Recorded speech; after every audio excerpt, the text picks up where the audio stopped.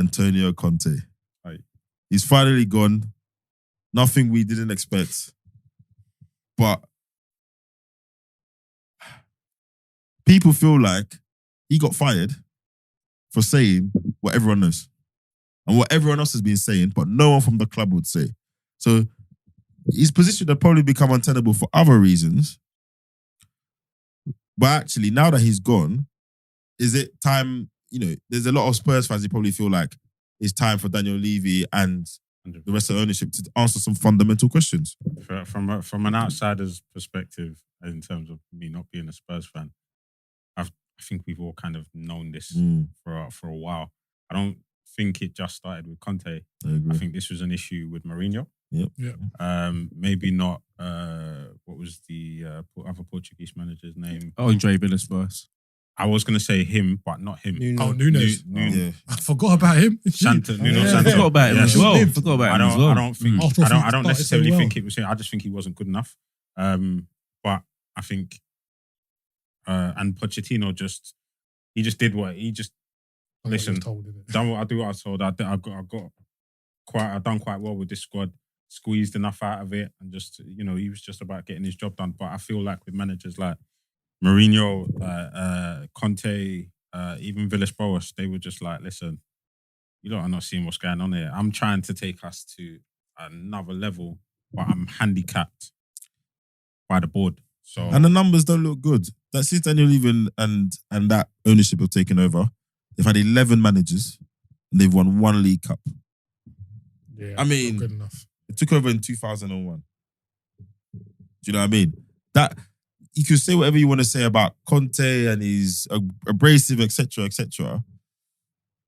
But I think it's too easy for owners to hide behind the business of it, because at the end of the day, he will point to Tottenham as a relatively successful business, got the best stadium in Europe, right? Yeah.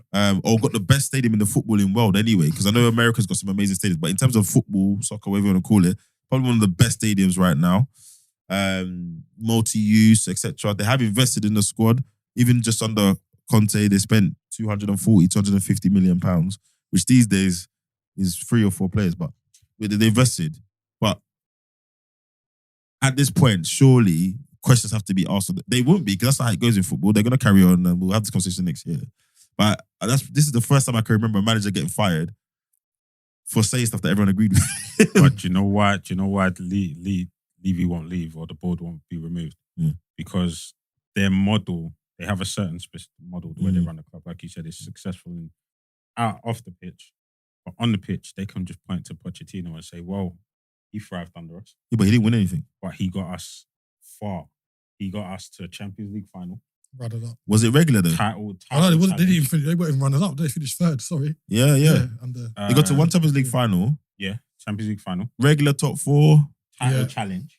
Yeah. Okay, fair. Yeah. Under anyone else, what have they done? That title challenge was... Can't bring Yeah. You can see where what's did Tottenham coming. go from here then? And What needs to fundamentally change?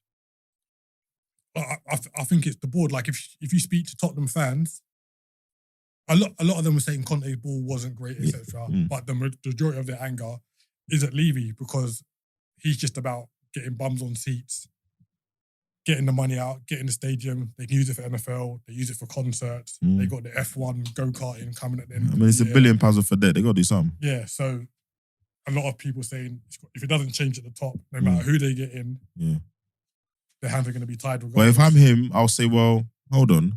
I've gone out and got the best managers in the game. Paid the money, right? So Jose wasn't a lot of money. Conte wasn't a lot of money. We both give them money to spend on their squads, right? They brought in players, etc. You could argue in today's game, did you give them enough? I would say no, right? So what more could I have done? Like if I'm Daniel Levy, what more could I have done? You've got the best facilities in the game. I brought him. Mourinho is a perennial winner, right? It's him and Pep for the last 10, 15 years. Klopp. Yeah. Well, So you think that actually where it's failed is in the structure of the business instead of the football inside? Yeah, I don't think the manager's got enough control. Yeah, they need to give someone control. Yeah. Whoever comes in, they need to give that. But they've got a director of football now, the gentleman that was at Juventus. Yeah, look at that player. Yeah, true. I actually think, I agree with T. I think what I would blame the ownership there for is not having the right people in those roles. Because we've seen how that messed up other clubs. Man United didn't have that role for a long time. So they just spent a lot of money on players that it didn't work out. Arsenal weren't buying the right players for a long time. When they eventually got the pieces right, so the structure was there in the end. We've had more restructures in the last 2 years than a House of Cards, but you essentially need an Edwards like Liverpool had. So when we had that transition of right, we need to go out and get an elite goalkeeper. We then got him. We need an elite centre back.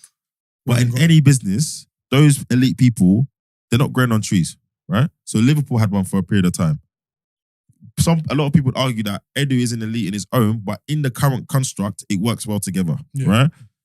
So actually, is there more that Daniel Levy could have done?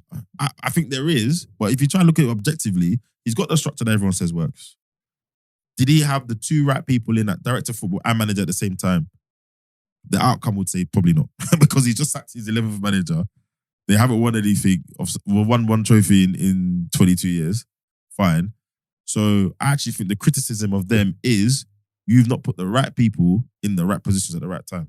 Because everything else, if you just look at it objectively, they've done. Everyone wants a new big stadium. They've got one. Everyone wants a fantastic training ground. They've got one. You're supposed to get a director of football in the old English models. I've got one. You need to bring in elite managers. I had two. I had a guy, Conte's won 5 leagues in the last 10 years before he got to Tottenham. But what is Tottenham's aim though? Well, this is it. What are they aiming for? I think right now it's just to win a trophy. Anything. Anything. Yeah, but I think Levy's aim is business first, not football. And so that's why I think he's succeeding on the business side. As John just described, everything that he's got on the business side is A1. Yeah, but what A1. Yeah, no. So I think that's what it is. But me personally, maybe I'm a romantic. Your business side of your club is the most successful it can be when you're successful at football.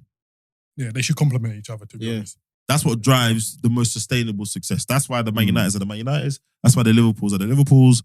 That's why, as much money as Abu Dhabi wanted to pour into City, if City weren't winning stuff, it wouldn't matter. Do you know what I mean? So I do think that they have to get to a point where they've kind of almost done it back to front. So we did Emirates, but then did everything else the long way. Need to learn those lessons. And like I said, it's not easy. Top people in any business, any walk of life, they don't grow on trees. There's a gentleman at Monaco who's highly regarded. I think he's already worked at Tottenham though. I can't remember his name. He's leaving Monaco. I think they need to get those two pieces right. And there's not many trophies to go around. No, there each isn't. Season, there's not many to go around. So you're never guaranteed. Yeah, but if you're a Spurs fan, would you just take a decent challenge now? Like, not worrying every season if you're going to scrape it in by your fingernails. Would you just take... They always want to be in at least top 4, innit? Yeah. With 5th. They need a trophy, man. And an FA Cup.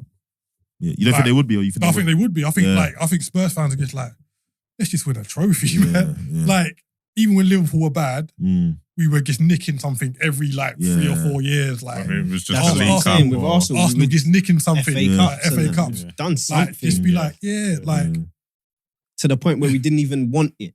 We didn't even want the FA Cup. We started to be complacent, it's just the FA Cup. And I had to tell some fans at the time, I'm like, are you alright? There are clubs whose fans have never seen them lift anything. And you're looking down the FA Cup. The problem with Tottenham though, their mentality. Their mentality. When we say at Arsenal, we want to go back to the times of winning stuff, unbeaten seasons and this and that, and to where we're winning FA Cups and we're not interested. Yeah. So we have to revamp. We have to go strip everything. Yeah. Bring in Arteta, Edu, this, that. Let's just give him control. We trust him. Let's go with him. Tottenham, bring in Mourinho. Yeah. Bring in Conte, thinking that, we can just try and do something, something. A League Cup, that's what they really wanted off of those managers. They sacked Mourinho 2 days before and I always say, you know what? That was their best chance at winning something. Yeah, just give him the game. Mourinho done the finals. They've done that for the money.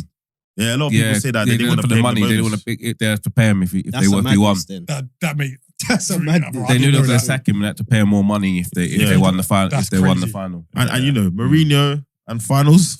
Well, that's the mentality then. If that's right, then that is Spurs mentality. Yeah. I don't remember him losing the final, to be honest. Neither do I. And I think, No, I think he lost one at Real Madrid to Barcelona. Yes. I think it was a Spanish Cup final. Yeah, probably. Yeah, fair enough. But if that is the case, if that was a factor in their thinking, because if you had to pay Mourinho some hefty, I don't know, 250, 300, whatever the numbers are, bonus, these times the winning, the prize money for winning the League Cup is 100 grand.